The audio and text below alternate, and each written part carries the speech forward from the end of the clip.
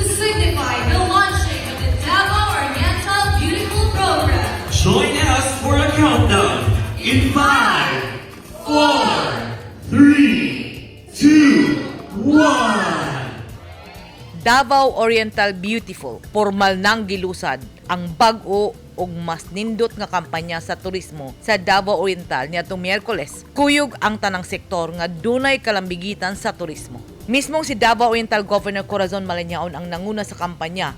Kuyog ang iyang vice-gobernador nga si Nini Uy, mga board members ug mga mayor ug vice-mayor sa tanang lungsod ug tanang napiling opisyal, mga opisyal sa national government agencies, mga tourist police, military, mga negosyante, mga driver, mag-uuma ug uban pang dunay kalambigitan sa ekonomiya ug turismo. Here to this Tourism Stakeholders Summit, the first to happen in my first 100 days as in office as a returning governor. I feel that there's a need to put all my priority concerns, which include tourism on the ground at the start of my term, to concretize my commitment to pursue this agenda. Kinahanglan masugdan aron na ay maipadayon. I remember holding one Tourism Stakeholders Summit at the start of my term in 2007. Maton ni Governor Maliñaon, ang turismo mulang bigit sa tanang katawhan sa iyang probinsya. Hinungdan nga sa paglusad sa bag-ong kampanyang Davao Oriental Beautiful, giapil ang tibuok katawhan sa Davao Oriental. Matod ni Department of Tourism Regional Director Tanya Rabat-Tan, ang panaghiusa sa katawhan sa natad sa turismo dakong tabang kay ang tanan dunay kaakuhan sa paglambo sa matag sektor, labi na sa sektor sa turismo. Sa lisan sa Department of Tourism, kinsa ba ang mga nag-unang bisita kung turista sa Pilipinas gikan sa laing lugar? Number 1 natin is United States, followed by China, Japan, Korea, and India.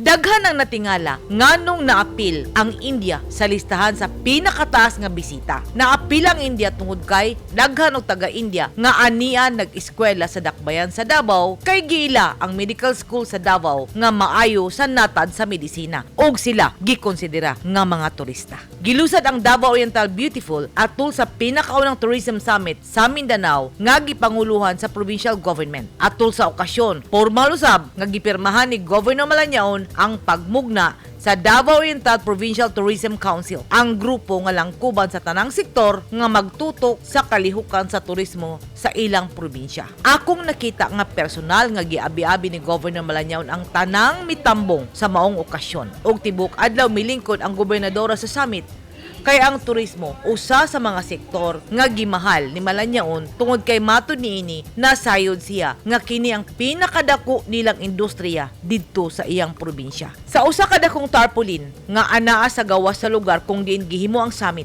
giaghat ang mga partisipante nga dunay pagmahal ug andam mo suporta sa turismo nga mopirma sa ilang iyong commitment o mipasalig nga ilang barugan ug iduso ang ilang kampanya nga tinuod gayud ang ilang bag-ong brand o bag-ong dagnay sa kampanya nga Davao Oriental Beautiful. Edith Kadoayo, News 10 Philippines. Stay safe!